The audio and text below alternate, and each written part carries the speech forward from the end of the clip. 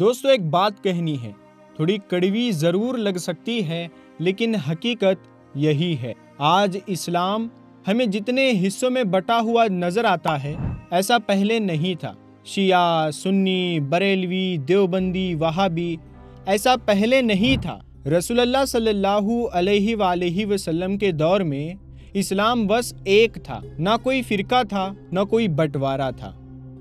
اس وقت کے سارے مسلمان ایک امت تھے، ایک جیسے عقیدے والے، ایک دوسرے کے ساتھ، کیونکہ خود نبی پاک صلی اللہ علیہ وآلہ وسلم ہمارے بیچ موجود تھے، جو رہنمائی بھی کرتے تھے، اور اگر کوئی مسئلہ ہو جاتا تو خود ہی اس کا حل فرما دیتے تھے۔ تو اس زمانے میں کسی متبھید کی کوئی جگہ نہیں تھی، نہ کوئی گروپ تھا، نہ کوئی جھگڑا تھا۔ لیکن نبی کریم صلی اللہ علیہ وآلہ وسلم کے پردہ فرمانے کے بعد، یعنی جب وہ دنیا سے رخصت ہوئے، تب دھیرے دھیرے مسلمانوں میں اختلاف شروع ہو گیا۔ پھر یہ اختلاف آگے چل کر بٹوارے میں بدلتا گیا، اور وقت کے ساتھ نئے نئے نام، نئے نئے فرقے سامنے آتے گئے۔ اب دوستو اس ویڈیو میں ہمارا مقصد یہ نہیں ہے کہ ہم یہ ثابت کریں کہ کون صحیح ہے اور کون غلط۔ یہ کام علماء یعنی مذہبی اسکالر کا ہے، اور وہ ہی اس پر حق رکھتے ہیں۔ ہمارا مقصد بس اتنا ہے کہ ایک تاریخی نظر سے دیکھیں کہ آخر یہ سارے فرقے کب اور کیسے بنے۔ تو چلیے شروع کرتے ہیں اسلامی تاریخ کی وہ کہانی جہاں سے بٹوارے کی شروعات مانی جاتی ہے۔ تو دوستو سال تھا 632 عیسوی، وہ وقت جب ہمارے پیارے نبی حضرت محمد صلی اللہ علیہ وآلہ وسلم اس فانی دنیا سے پردہ فرما گئے۔ یہی خبر جیسے ہی پھیلی، مسلمانوں کے دلوں پر غم کا پہاڑ ٹوٹ پڑا۔ لیکن اسی غم کے بیچ ایک بہت بڑا سوال اٹھ کھڑا ہوا۔ اب امت کی رہنمائی کون کرے گا؟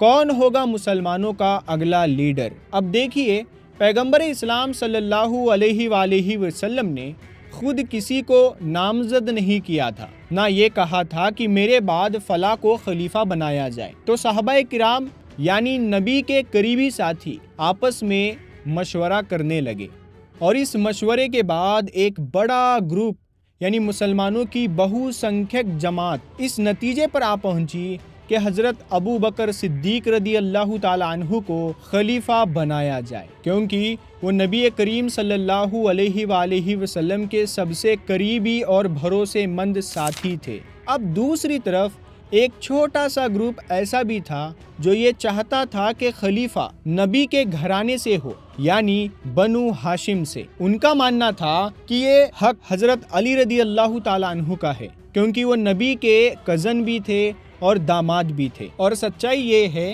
کہ حضرت علی رضی اللہ تعالیٰ عنہ کی شخصیت بھی بہت اونچی تھی، علم، بہادری اور تقوی میں کوئی شبہ نہیں۔ تو بس یہی سے اسلامی تاریخ کا وہ پہلا بڑا اختلاف شروع ہوا۔ ہاں، اس وقت نہ کوئی سنی تھا نہ کوئی شیعہ، یہ نام تو بہت بعد میں آئے، لیکن جو سوچ الگ ہوئی وہی آگے چل کر دو راستے بن گئے۔ شروعات میں کسی نے اس کو غلط نہیں کہا، نہ کوئی لڑائی جھگڑا تھا، بس متبھید تھے۔ مگر کچھ سال بیتے، سیاست اور حالات نے دوری بڑھا دی۔ جنگ جمل، جنگ صفین اور پھر 680 عیسوی میں کربلا جیسی دردناک گھٹناؤں نے اس دوری کو ہمیشہ کے لیے گہری درار میں بدل دیا، اور اسی درار سے وہ دو نام پیدا ہوئے جن سے آج ہم سبھی واقف ہیں، سنی اور شیعہ۔ تو دوستو یہ تھا اسلام کے پہلے بٹوارے کا سفر۔ دوستو ہم سب کو پتا ہے کہ اسلام میں دو بڑے گروپ ہیں، سنی اور شیعہ، لیکن کیا آپ کو پتا ہے کہ شروعاتی اسلامی دور میں ایک تیسرا گروپ بھی پیدا ہوا تھا؟ جی ہاں، آپ نے صحیح سنا ہے۔ پیغمبر حضرت محمد صلی اللہ علیہ وآلہ وسلم کے وفات کے بعد اسلامی امت دو حصوں میں بٹ گئی تھی۔ ایک گروپ وہ تھا جو حضرت ابو بکر رضی اللہ تعالیٰ عنہ، پھر حضرت عمر رضی اللہ تعالیٰ عنہ، پھر حضرت عثمان رضی اللہ تعالیٰ عنہ اور حضرت علی رضی اللہ تعالیٰ عنہ، ان چاروں کو صحیح خلیفہ مانتے تھے، یعنی جسے آج ہم سنی کہتے ہیں۔ اور دوسرا گروپ وہ تھا جو مانتا تھا کہ نبی کے بعد حضرت علی رضی اللہ تعالیٰ عنہ کو ہی پہلے دن سے خلیفہ بننا چاہیے تھا۔ یعنی جسے ہم شیعہ کہتے ہیں۔ لیکن دوستو، ان دونوں کے علاوہ ایک تیسری سوچ بھی اس دور میں سامنے آئی جسے کہا گیا خارجی۔ اب ان کی کہانی تھوڑی ہٹکے ہے۔ شروعات میں یہ لوگ حضرت علی رضی اللہ تعالیٰ عنہ کے ساتھ تھے، مگر جب جنگ صفین میں حضرت امیر معاویہ کے ساتھ صلح کی بات ہوئی تو ان خارجیوں نے کہا نہ امیر معاویہ ٹھیک ہے نہ حضرت علی صحیح ہے، اور ان لوگوں نے یہ کہنا شروع کر دیا کہ حضرت علی بھی کافر ہے، نعوذ باللہ، اور ہتھیار اٹھا لیے۔ ان کا نعرہ تھا حکم صرف اللہ کا چلے گا۔ ان کا ماننا تھا کہ اگر کوئی بھی حکمران چاہے جتنا بڑا کیوں نہ ہو، اگر گناہ کرے تو اس کے خلاف جنگ جائز ہے۔ یہ اتنے سخت ہو گئے تھے کہ حضرت علی اور امیر معاویہ دونوں کو ہی کافر بول دیا، اور افسوس کی بات یہ ہے کہ حضرت علی کی شہادت بھی ایک خارجی کے ہاتھوں ہی ہوئی ہے۔ تو اب آپ سوچئے کہ یہ سوچ کتنی خطرناک تھی۔ خیر، بعد میں زیادہ تر خارجی گروپ یا تو ختم کر دیے گئے یا سیاسی طور پر دبا دیے گئے، لیکن ان کی ایک دھیمی اور شانت شاخہ ضرور بچی جسے عبادی کہا جاتا ہے۔ آج کے دور میں عمان اور اس کے آس پاس کے علاقوں میں یہ عبادی مسلم ملتے ہیں۔ یہ لوگ خود کو خارجی نہیں مانتے، بلکہ شروعاتی خارجیوں کی سختی سے انکار کرتے ہیں۔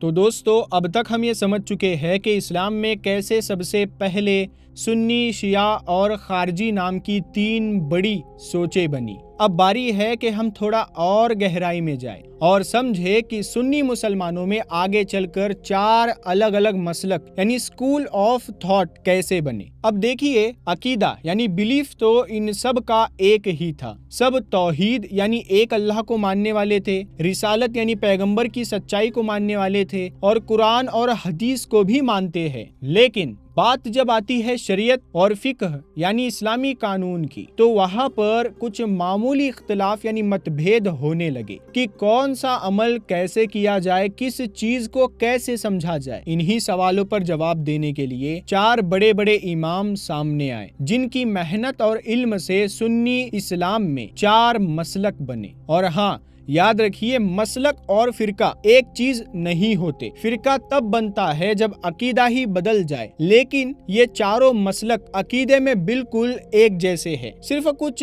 فقہی معاملات میں الگ الگ رائے رکھتے ہیں۔ تو چلیے اب ان چاروں اماموں سے ملتے ہیں ایک ایک کر کے آسان زبان میں۔ پہلے امام تھے حضرت امام ابو حنیفہ رحمۃ اللہ تعالی علیہ۔ ان کا نام تو آپ نے بہت بار سنا ہوگا۔ امام صاحب کا جنم 80 ہجری میں کوفہ یعنی آج کا عراق میں ہوا۔ نسلی طور پر یہ فارسی تھے یعنی ایران کے علاقے سے تعلق رکھتے تھے۔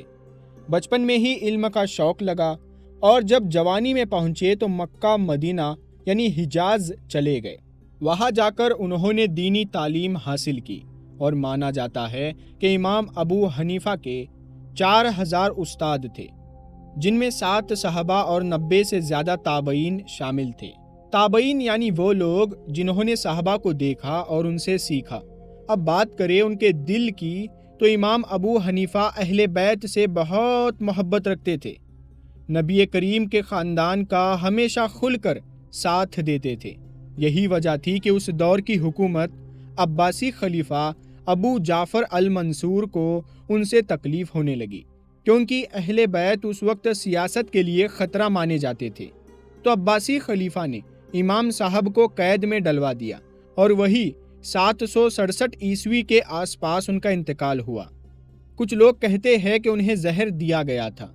آج دنیا بھر میں جتنے بھی سنی مسلمان ہیں، ان میں سب سے زیادہ لوگ امام ابو حنیفہ کے مسلک حنفی مسلک کو مانتے ہیں، خاص کر ہندوستان، پاکستان، بنگلہ دیش، ترکی، مدھیہ ایشیا اور کچھ عرب ملک جیسے سیریا، مصر وغیرہ میں بھی۔ دوسرے امام حضرت امام مالک بن انس رحمۃ اللہ تعالی علیہ، یہ دوسرے سب سے بڑے امام ہیں جن سے مالکی مسلک نکلا۔ ان کا جنم 93 ہجری میں مدینہ شریف میں ہوا تھا، اور خاندانی طور پر یہ یمن کے علاقے سے تعلق رکھتے تھے، مگر ساری زندگی مدینہ میں گزاری، اسی لیے انہیں کہتے ہیں امام مدینہ۔ اب سنیے، امام مالک حدیث کے بہت بڑے عالم تھے، اتنا بڑا نام کہ آج بھی لوگ کہتے ہیں کہ اگر حدیث سمجھنی ہے تو موطا پڑھو۔ موطا نام کی حدیث کی کتاب امام مالک نے ہی لکھی تھی، اور مزے کی بات امام مالک نے بھی امام ابو حنیفہ سے علم لیا تھا، اور ساتھ ہی ساتھ امام جعفر صادق رحمۃ اللہ تعالی علیہ سے بھی۔ یعنی دیکھیے علماء میں محبت اور علم کی تبدیلی کس لیول کی ہوتی تھی۔ امام مالک اتنے احتیاطی تھے کہ انہوں نے کبھی مدینہ سے باہر سفر نہیں کیا۔ کہتے تھے جس زمین پر رسول اللہ نے قدم رکھا ہے میں اسے چھوڑ کر کہیں اور کیوں جاؤں۔ عباسی خلیفہ ہارون رشید بھی ان کا بہت ادب کرتا تھا، حالانکہ ایک بار سیاسی مسئلے پر کوڑے بھی لگوائے گئے۔ خیر، آج کے زمانے میں مالکی مسلک کے ماننے والے آپ کو موروکو، الجیریا، ٹیونیشیا، لیبیا، سوڈان اور کچھ حد تک کویت میں بھی ملیں گے۔ پرانے دور میں اندالوس یعنی آج کے اسپین میں بھی زیادہ تر مسلمان امام مالک کے مسلک کو ہی فالو کرتے تھے۔ تیسرے امام حضرت امام شافعی رحمۃ اللہ تعالی علیہ، ان کا نام تھا محمد ابن ادریس الشافعی۔ یہ 150 ہجری یعنی قریب 767 عیسوی میں پیدا ہوئے۔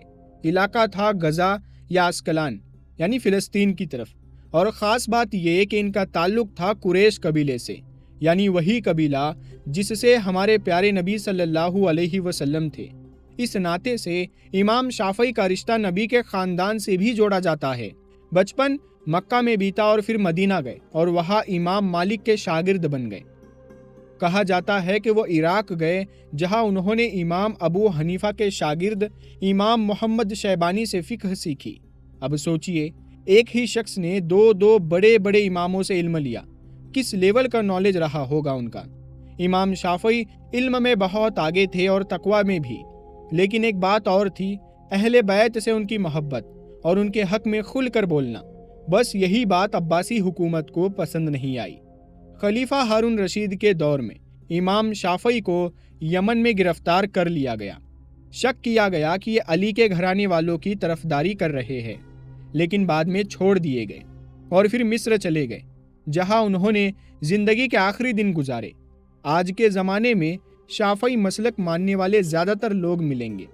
انڈونیشیا جو دنیا کا سب سے بڑا مسلم ملک ہے، ملیشیا، صومالیہ، کینیا، تنزانیہ یعنی پوروی افریقہ، یمن، سعودی عرب کے حجاز علاقے، مکہ مدینہ وغیرہ، اور کرد لوگ جو عراق، سیریا اور ترکی میں ہیں۔ اب آتے ہیں چوتھے امام حضرت امام احمد بن حنبل رحمۃ اللہ تعالی علیہ۔ ان کا جنم ہوا تھا 164 ہجری یعنی لگ بھگ 780 عیسوی میں۔ شہر تھا بغداد۔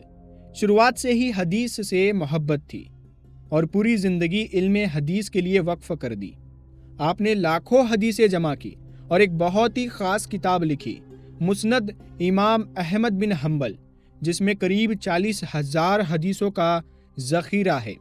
عباسی خلیفہ المامون کے دور میں امام صاحب کو بہت سختیاں جھیلنی پڑی، انہیں قید میں ڈالا گیا، کوڑے مارے گئے، لیکن انہوں نے حق بات پر سمجھوتا نہیں کیا۔ اسی لیے انہیں سنی مسلمانوں میں بہادری اور صبر کی مثال مانا جاتا ہے۔ آج حنبلی مسلک کے ماننے والے ملتے ہیں سعودی عرب، قطر، UAE، تھوڑا بہت کویت، ترکی، سیریا وغیرہ میں بھی، لیکن تعداد کم ہے۔ ہاں، ایک بات دھیان رکھیے، سعودی عرب کی سرکاری فقہ حنبلی مسلک ہی ہے۔ اب سب سے ضروری بات، مسلک اور فرقہ کا فرق سمجھیے۔ بہت سے لوگ سوچتے ہیں یہ چاروں حنفی، مالکی، شافعی، حنبلی 4 فرقے ہیں، لیکن نہیں، یہ فرقے نہیں، مسلک ہے۔ مطلب ان کے عقیدے ایک جیسے ہیں، سب ایک اللہ، ایک رسول، ایک قرآن اور ایک حدیث کو مانتے ہیں۔ فرق بس اتنا ہے کہ فقہی معاملات جیسے نماز کا طریقہ، وضو کی رکن وغیرہ وغیرہ، ان میں تھوڑا بہت الگ ہوتا ہے، اور اسی لیے یہ چاروں ایک دوسرے کو مسلمان ہی مانتے ہیں، کبھی کافر نہیں کہتے۔ جبکہ فرقہ وہ ہوتا ہے جہاں عقیدے میں اتنا فرق آ جائے کہ ایک مسلمان دوسرے کو اسلام سے باہر سمجھنے لگے۔ عثمانی سلطنت یعنی اوٹومن ایمپائر کے زمانے میں کعبہ شریف میں چاروں مسلکوں کے الگ الگ امام ہوتے تھے، تاکہ جو حاجی جہاں سے بھی آئے وہ اپنے مسلک کے مطابق نماز پڑھ سکے۔ کئی صدیوں تک یہ دستور رہا۔ پھر جب اوٹومن خلافت ختم ہوئی اور سعودی حکومت آئی تو وہاں یہ سسٹم بھی ختم کر دیا گیا۔ کیوں؟ کیونکہ نئے حکمران ان چاروں اماموں میں سے کسی کو بھی نہیں فالو کرتے تھے۔ اب وہ کس کو مانتے ہیں؟ کون سا راستہ اختیار کیا انہوں نے، یہ آپ کو آگے پتا چلے گا۔ اب ایک چیز اور سمجھیے، سنی مسلمانوں میں جہاں 4 بڑے اماموں کے ماننے والے لوگ تھے، وہی کچھ ایسے بھی لوگ تھے جو کسی ایک امام کی بات کو پوری طرح نہیں مانتے تھے۔ انہیں کہا گیا غیر مقلد، مطلب جو کسی ایک امام کی مقلدی یعنی پیروی نہیں کرتے۔ اب عام طور پر لوگ انہیں اہل حدیث یا سلفی بھی کہتے ہیں۔ یہ لوگ کہتے ہیں کہ شریعت کو سمجھنے کے لیے کسی امام کی رائے پر نہیں بلکہ سیدھے قرآن اور حدیث پر چلنا چاہیے۔ اب یہی بات بن جاتی ہے مت بھید کی وجہ، کیونکہ چاروں اماموں کو ماننے والے علماء کہتے ہیں کہ اماموں نے پوری زندگی لگا دی ان دلیلوں کو سمجھنے میں، اور اب کوئی شخص اپنی سمجھ کو ان سے اوپر کیسے مان سکتا ہے؟ وہی غیر مقلد علماء جواب دیتے ہیں کہ اگر کوئی مسئلہ ہمیں سیدھے قرآن حدیث سے مل جائے تو پھر امام کی رائے کی ضرورت کیوں؟ بس یہی سوچ کئی بار ان کے اور باقی سنیوں کے درمیان ٹکراؤ پیدا کر دیتی ہے۔ اب ان کا ایک اور بڑا مدعا یہ ہوتا ہے کہ انہوں نے بہت ساری چیزوں کو جو صدیوں سے اسلامی سماج میں چلی آ رہی تھی انہیں کہہ دیا بدعت، شرک یا حرام، جیسے میلاد، وسیلہ، قبر پر چادر چڑھانا یا کسی ولی سے تبرک لینا۔ جو کام ہزاروں مسلمان صدیوں سے کرتے آئے تھے وہ سب ان کی نظر میں غلط ٹھہرنے لگا۔ اب دوسری طرف جو لوگ حنفی، شافعی یا کسی مسلک سے جڑے تھے وہ کہتے تھے کہ یہ لوگ امت کی ایکتا کو توڑ رہے ہیں، یعنی جہاں پہلے 4 مسلک آپس میں اختلاف کے باوجود ایک دوسرے کو مسلمان مانتے تھے، وہاں اب یہ نیا طبقہ سامنے آ گیا جو اپنی سمجھ کو ہی صحیح اور باقیوں کو غلط کہنے لگا۔ اب ذرا اتہاس کی طرف دیکھتے ہیں۔ 18ویں صدی شروع ہوئی تو دنیا کی 2 بڑی اسلامی سلطنتیں کمزور ہونے لگی، مغل سلطنت ہندوستان میں اور عثمانیہ سلطنت ترکی میں۔ مسلم علماء اور رہنما یہ سوچنے لگے کہ مسلمان پچھڑ کیوں رہے ہیں، تو کئی لوگوں نے کہا کیونکہ ہم اصلی اسلام سے دور ہو چکے ہیں، ہم نے دینی معاملات میں بہت کچھ جوڑ لیا ہے جو قرآن اور سنت میں تھا ہی نہیں۔ بس پھر کیا تھا، جگہ جگہ اصلاح کی تحریکیں شروع ہوئی، لوگوں کو واپس اصل اسلام کی طرف بلایا گیا۔ ہندوستان میں اس تحریک کی سب سے بڑی آواز بنے حضرت شاہ ولی اللہ دہلوی رحمۃ اللہ تعالی علیہ۔ یہ صرف ایک عالم نہیں بلکہ پورے زمانے کے مجدد یعنی اسلامی سدھارک تھے۔ شاہ ولی اللہ نے کہا، جب چاروں مسلک والے لوگ ایک ہی عقیدے پر ہیں تو پھر چھوٹی چھوٹی باتوں پر کیوں لڑتے ہو؟ انہوں نے یہ بھی محسوس کیا کہ عام لوگ قرآن اور حدیث کو اپنی زبان میں سمجھ ہی نہیں پاتے۔ اس وقت لوگ عربی نہیں جانتے تھے، تو شاہ ولی اللہ نے سب سے پہلے قرآن کا فارسی میں ترجمہ کیا اور ان کے بیٹوں نے بعد میں اسے اردو میں بھی ترجمہ کیا۔ اس سے ہوا یہ کہ اب عام لوگ بھی قرآن کو خود اپنی زبان میں پڑھنے اور سمجھنے لگے، یعنی صرف سن کر نہیں بلکہ دین پر اصل میں چلنے لگے۔ ان کی کوششوں کا اتنا اثر پڑا کہ 18ویں صدی کے آخر تک ہندوستان کے سنی مسلمان کافی حد تک بنیادی باتوں پر پھر سے ایک جٹ ہو گئے۔ شاہ ولی اللہ رحمۃ اللہ علیہ کی وفات کے کچھ سالوں بعد ہی 19ویں صدی میں ہندوستانی مسلمانوں کے بیچ ایک نیا مت بھید ابھرنے لگا۔ اس دور میں انگریزوں کا راج چل رہا تھا اور مسلمانوں کی دینی حالت گرتی جا رہی تھی۔ ایسے میں سال 1866 میں اتر بھارت کے ایک قصبے دیوبند میں ایک بڑا اسلامی مدرسہ قائم ہوا جس کا نام رکھا گیا دارالعلوم دیوبند۔ اس کے بانی تھے مولانا قاسم نانوتوی، مولانا راشد احمد گنگوہی اور کئی دوسرے بڑے عالم۔ اب اس دیوبندی تحریک کا مقصد تھا مسلمانوں کو بدعت اور اندھ وشواس سے بچانا۔ ان علماء کا کہنا تھا دینی عمل وہ ہی صحیح ہے جس کی سیدھی دلیل قرآن اور حدیث میں ہو، باقی سب غلط ہے، چاہے وہ مزاروں کی رسمیں ہو، میلاد کے جلسے ہو یا عرس کی محفلیں۔ وہ کہتے تھے کہ تصوف یعنی روحانیت بری نہیں ہے، لیکن اس کی آڑ میں جو رسمیں چل پڑی ہے وہ شرعی دلیلوں سے ثابت نہیں۔ اب اس سوچ کا اثر یہ ہوا کہ دیوبندی تحریک بہت تیزی سے پھیلنے لگی، خاص طور پر اتر بھارت کے حنفی سنیوں میں۔ مگر اسی دور میں کچھ دوسرے بڑے علماء کو دیوبندی سوچ میں کچھ کڑواہٹ اور ضرورت سے زیادہ سختی دکھی۔ انہیں لگا کہ رسول اللہ صلی اللہ علیہ وآلہ وسلم اور اولیاء اللہ سے جو محبت کا اظہار کیا جاتا تھا اسے بھی یہ لوگ بدعت اور غلط کہنے لگے ہیں۔ اسی بات کے جواب میں ایک اور تحریک اٹھی، جسے آج ہم بریلوی تحریک کے نام سے جانتے ہیں۔ اس کے بانی تھے اہل علم، اہل تقوی اور رسول اللہ صلی اللہ علیہ وآلہ وسلم سے شدت بھری محبت رکھنے والے اعلیٰ حضرت مولانا احمد رضا خان بریلوی رحمۃ اللہ تعالی علیہ، جن کا تعلق اتر بھارت کے بریلی شہر سے تھا، اسی لیے ان کے ماننے والوں کو بریلوی کہا جانے لگا۔ مولانا احمد رضا خان صاحب کا کہنا تھا، میلاد منانا، مزار پر فاتحہ دینا، نعت پڑھنا یا عرس کی محفلیں سجانا، یہ سب اسلام کی روح سے جڑے ہوئے کام ہیں۔ شرط یہ ہے کہ ان میں کوئی حرام یا غلط چیز نہ ہو۔ انہوں نے دیوبندی علماء کی کچھ باتوں کو سیدھا گستاخی تک کہہ دیا اور کئی سخت فتوے بھی جاری کیے۔ اب دونوں طرف سے جواب پرتی جواب کا سلسلہ شروع ہو گیا۔ آروپ، بچاؤ، تحریریں، بحثیں، اور پھر دھیرے دھیرے دو الگ الگ سوچ والے سنی گٹ وجود میں آ گئے، ایک طرف دیوبندی، دوسری طرف بریلوی۔ حالانکہ یہ دونوں ہی حنفی فقہ کو مانتے ہیں، لیکن عقیدے کے کچھ پہلوؤں اور مذہبی رسموں میں ان میں گہرا اختلاف رہا ہے۔ کچھ سخت طبیعت کے لوگ تو ایک دوسرے کو کافر تک کہنے لگے، حالانکہ عام لوگ بس اپنے اپنے مسجد اور مدرسے تک محدود رہتے ہیں۔ آج بھی بھارت، پاکستان اور بنگلہ دیش میں زیادہ تر سنی مسلمان یا تو دیوبندی سوچ رکھتے ہیں یا بریلوی سوچ، اور یہ متبھید اب بھی مسلم سماج اور سیاست پر اثر انداز ہو رہا ہے۔ ٹھیک اسی دور میں جب ہندوستان میں دیوبندی اور بریلوی تحریکیں چل رہی تھی، عرب دنیا میں بھی ایک بہت بڑی مذہبی تحریک اٹھ کھڑی ہوئی تھی۔ یہ تحریک شروع ہوئی 18ویں صدی کی شروعات میں عرب کے نجد علاقے سے، جہاں ایک بڑے عالم ہوئے شیخ محمد ابن عبد الوہاب۔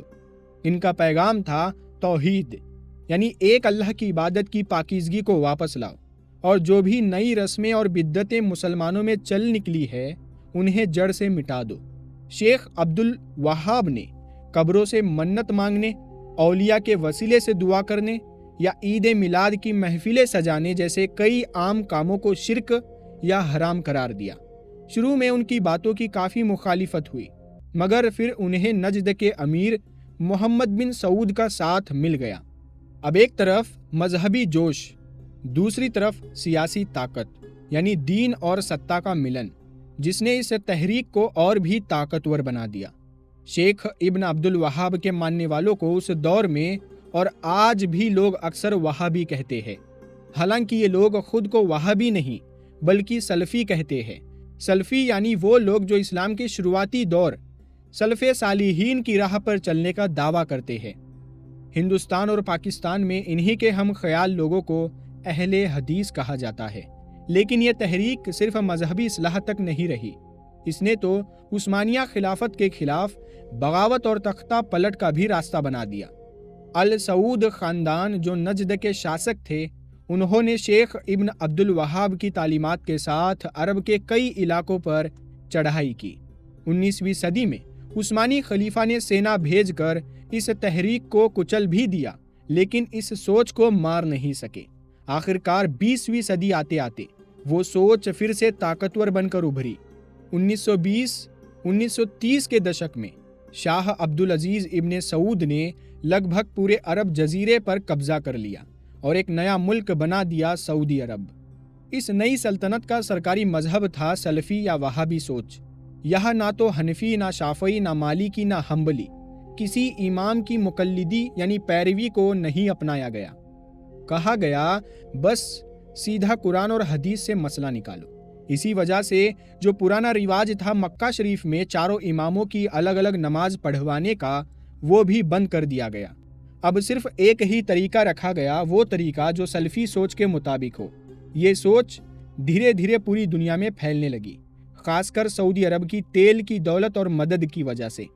مسلم دنیا کے کئی علاقوں میں 20ویں صدی کے دوران سلفی اثر تیزی سے بڑھا، تو ایک طرف ہندوستان اور دکن میں دیوبندی بریلوی بحث جاری تھی، اور دوسری طرف عرب میں سلفی سوچ کی ایک نئی حکومت کھڑی ہو رہی تھی۔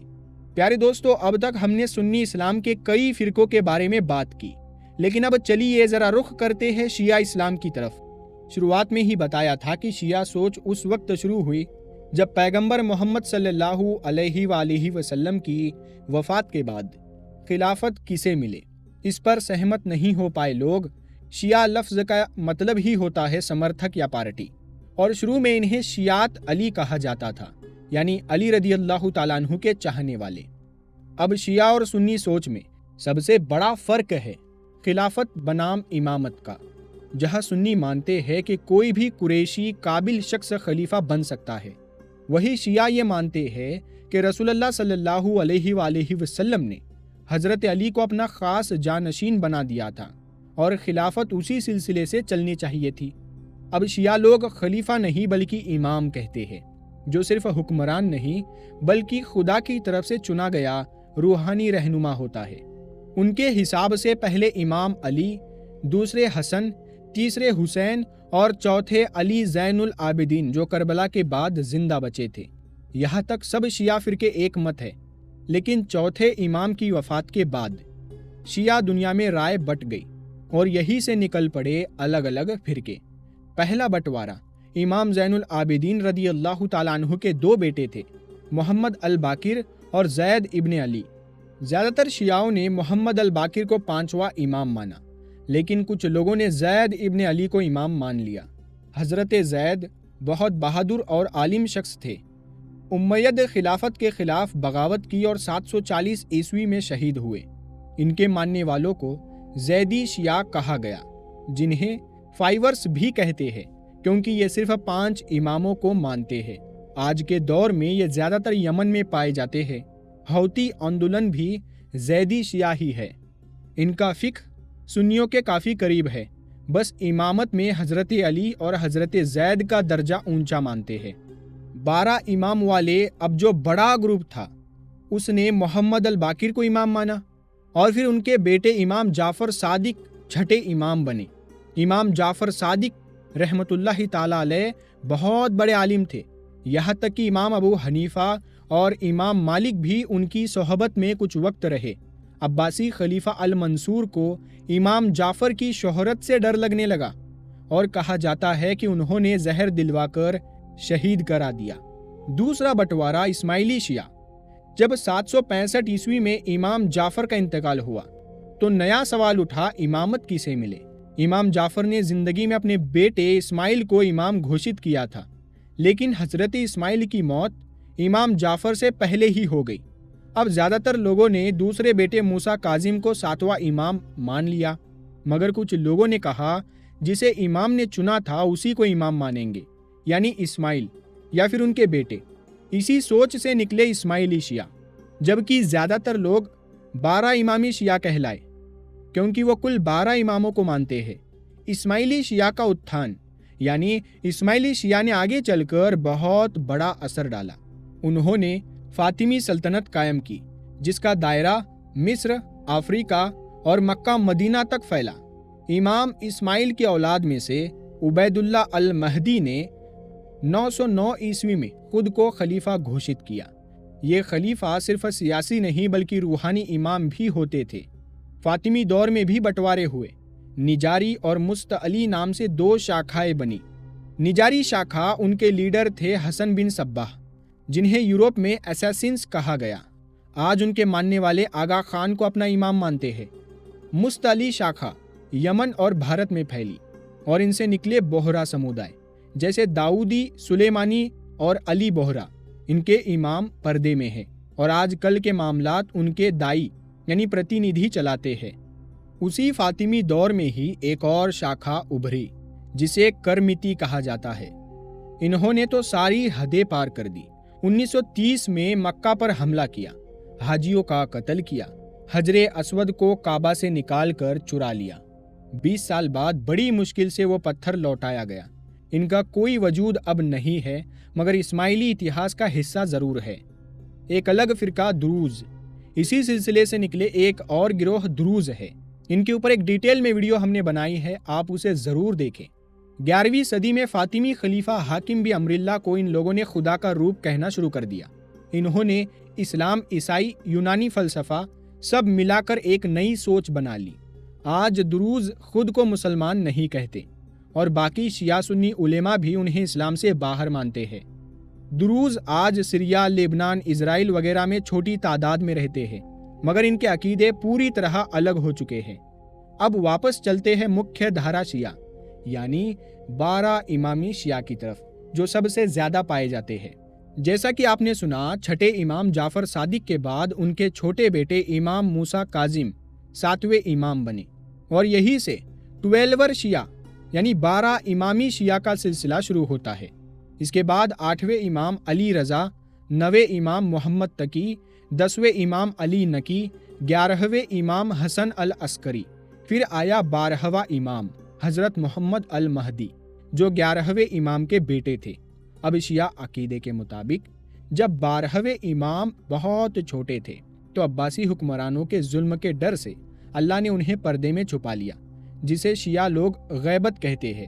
شیعہ مانتے ہیں کہ یہ امام مہدی ہی ہے جو زندہ ہے لیکن دنیا کی نظروں سے اوجھل ہے، اور ایک دن قیامت سے پہلے ظاہر ہوں گے اور عدل و انصاف کی حکومت قائم کریں گے۔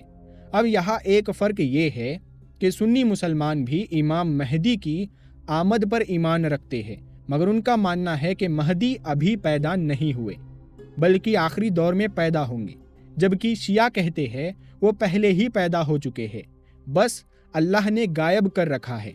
آج کے دور میں 12 امامی شیعہ مسلمانوں کا سب سے بڑا گروپ ہے۔ یہ لوگ ایران، عراق، آذربائیجان، لیبنان، بحرین وغیرہ میں بڑی تعداد میں رہتے ہیں، اور ایران تو ایسا دیش ہے جہاں شیعہ اسلام ہی ملکی مذہب ہے۔ اصل میں 1501 عیسوی میں صفوی سلطنت نے ایران کو سنی سے شیعہ ملک میں بدل دیا تھا، اور تب سے لے کر آج تک ایران کو شیعہ اسلام کا مرکز مانا جاتا ہے۔ جیسے سعودی عرب سنیوں کا گڑھ ہے، ویسے ایران شیعوں کا۔ ہاں، 12 امامی شیعہ میں بھی وقت کے ساتھ کچھ چھوٹے چھوٹے متبھید ہوئے، جیسے 18ویں صدی میں اصولی بنام اخباری سوچ کا جھگڑا۔ اصولی کہتے تھے آج کے دور میں علماء کا اجتہاد اور رائے اہم ہے، اخباری کہتے تھے بس اماموں کی کہی باتوں پر چلو، نئی رائے یا فتووں کی ضرورت نہیں۔ آج کے زیادہ تر شیعہ اصولی ہی ہے، جیسے ایران کا مرجع اور ولایت فقیہ سسٹم۔ اخباری اب گنتی میں بہت کم رہ گئے۔ اب ایک اور گروپ کا ذکر ضروری ہے جنہیں کہتے ہیں علوی یا نصیری۔ یہ لوگ خود کو شیعہ کہتے ہیں، مگر ان کی سوچ اتنی الگ ہے کہ باقی سارے شیعہ علماء انہیں اسلام سے باہر مانتے ہیں۔ ان کا عقیدہ حضرت علی کے بارے میں اتنا خطرناک ہے کہ کچھ تو انہیں معاذ اللہ خدا تک کہہ دیتے ہیں۔ انہوں نے اسلام کے کئی احکام چھوڑ دیے ہیں اور کئی اور مذہبوں سے بھی چیزیں ملائی ہیں۔ سیریا میں بشر الاسد کی حکومت اسی علوی طبقے کی تھی، مگر دنیا بھر کے شیعہ اور سنی انہیں گلات یعنی اتی اگر فرقہ کہتے ہیں اور اسلام سے الگ مانتے ہیں۔ تو دوستو، اس پورے ویڈیو سیریز میں ہم نے دیکھا کہ اسلام جو شروعات میں صرف ایک امت تھا، وقت کے ساتھ سیاست، اختلاف، علمی بحث اور طاقت کی جنگوں کی وجہ سے دھیرے دھیرے الگ الگ فرقوں میں بٹتا چلا گیا۔ کبھی بات خلافت کی تھی، کبھی امامت کی، کبھی علمی سوچ کا فرق تھا، کبھی تصوف بنام لٹریلزم کی ٹکراہٹ۔ آج سنی شیعہ تو بڑے بٹوارے ہے ہی، مگر ان کے اندر بھی دیوبندی، بریلوی، سلفی، صوفی، زیدی، اسماعیلی، امامی جیسے کئی اور نام ہیں۔ مگر پھر بھی جن کے دل میں سمجھداری ہے وہ یہ بات ضرور جانتے ہیں کہ کلمہ ایک ہے، قرآن ایک ہے، رسول ایک ہے، بس فرق ہے ہمارے دلوں اور سوچوں میں۔ کاش ہم پھر سے امت بن سکے جیسے کبھی ہوا کرتے تھے۔ تو دوستو، اگر آپ کو یہ پورا اتہاس جان کر کچھ سمجھ آیا، دل میں اثر ہوا، تو اس ویڈیو کو لائک کریں، اپنے دوستوں میں ضرور شیئر کریں۔ ہم ملتے ہیں آپ کو اگلی ویڈیو میں، تب تک کے لیے السلام علیکم ورحمۃ اللہ وبرکاتہ۔